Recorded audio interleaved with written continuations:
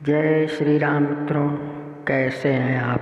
आशा करता हूँ आप स्वस्थ होंगे, मस्त होंगे। फलित ज्योतिष में राजयोग शंख योग की विस्तृत जानकारी।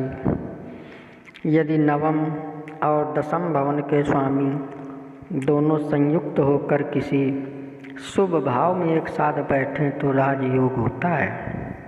2. यदि किसी केंद्र का स्वामी किसी त्रिकोण के स्वामी के साथ संयुक्त होकर किसी शुभ भाव में बैठे तो शंख योग होता है। जो व्यक्ति राजयोग में उत्पन्न होता है वह राजा या राजा के समान पदवी वाला होता है। जब वह यात्रा करता है तो भेरी, शंख, ढोल आदि बाजे साथ में बजते हुए चलते हैं। उसके सिर पर छत्र रहता है। उसके साथ साथ हाथी, घोड़े, पालकी आदि बहुत सी सवारी चलती हैं। भाट और चारण उसकी स्तुति की प्रशंसा गाते रहते हैं और बहुत से बड़े बड़े आदमी नाना रूप के सुंदर उपहार हाथों में लिए भेंट करने के लिए प्रस्तुत रहते हैं। बहुत सी श्रेष्ठ वनिताओं का भोग और संपत्ति प्राप्त होती है।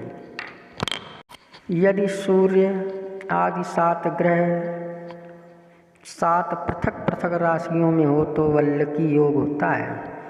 इसे वीणा योग भी कहते हैं। जो इस योग में उत्पन्न होता है वह नाचने, गाने, बजाने का शौकीन और धनी होता है।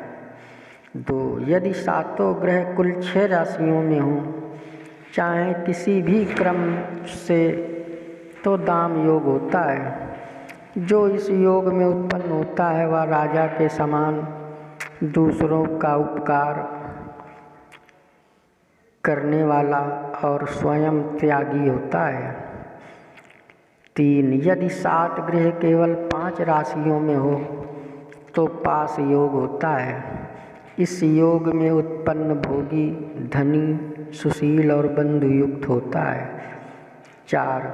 यदि 7 ग्रह कुल 4 राशियों में हो तो केदार योग होता है।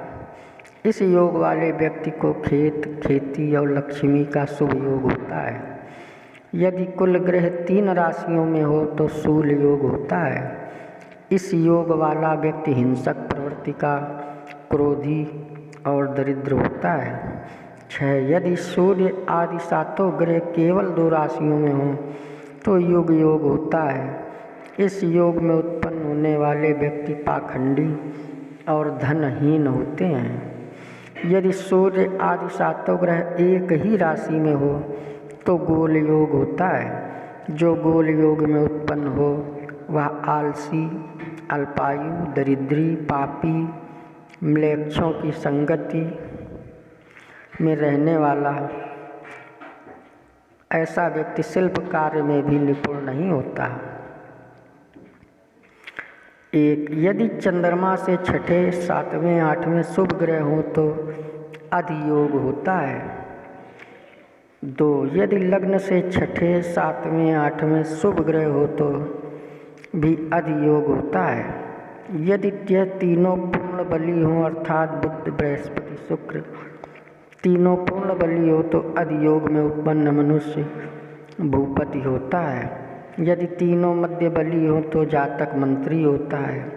यदि बुध, बृहस्पति, शुक्र हीन बली हो तो मनुष्य नेता होता है, किंतु शुभ प्रभाव तब भी रहता है। अधियोग में उत्पन्न मनुष्य लक्ष्मीमान, दीर्घायु और मनस्वी होते हैं। अधियोग में उत्पन्न होने वाले मनुष्य स्थिर संपत्ति वाले, बहुत से बंधुओं का पोषण करने में तत्पर और अनेक व्यक्तियों पर हुकूमत करने वाले होते हैं। ऐसे व्यक्ति शत्रुओं को पराजित करने में सफल होते हैं और प्रसिद्धि प्राप्त करते हैं। बहुत से लोगों के विचार से चंद्रमा से 6ठे, 7वें, 8वें तीनों घरों में बुध, गुरु, शुक्र हो अर्थात 6, 7, 8 इन तीनों में कोई घर खाली ना हो तभी अधियोग होता है।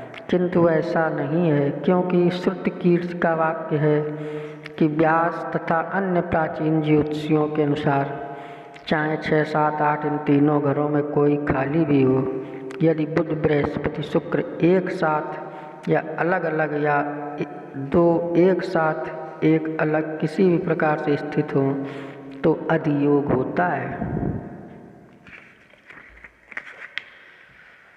यदि लग्न में शुभ ग्रह हो या लग्न को शुभ ग्रह देखते हूँ और लग्नेश अस्त न होकर उत्तम स्थान में स्वराशि या स्वक्षेत्रीय होकर बैठा हो तो चामर योग होता है। जो इस योग में उत्पन्न होता है वह शुक्ल पक्ष के चंद्रमा की तरह वृद्धि को प्राप्त होता है। शुक्ल पक्ष के चंद्रमा की भांति वह सुंदर और सुशील भी होता है। ऐसा व्यक्ति लक्ष्मीवान, कीर्तिवान, दीर्घायु और जनपति, अनेक जनों पर हुकूमत करने वाला होता है। अगर आप हमारे चैनल में नए आए हों तो सब्सक्राइब करें, लाइक करें, शेयर करें। जय श्री राम।